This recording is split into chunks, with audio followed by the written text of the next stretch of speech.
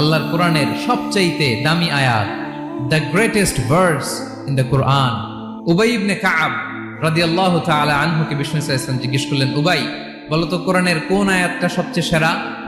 উবাই জানেন, তারপরে বললেন আল্লাহু ওয়া রাসূলুহু আ'লাম, আল্লাহ আল্লাহ রাসূল ভালো জানেন। দেখেন কত বিনয়ী ছিলেন সাহাবারা, জেনেও উত্তর দিতে চাইতেন না, ভাবতেন না জানি বিষ্ণুনবী নতুন কিছু আমাদেরকে জানায়।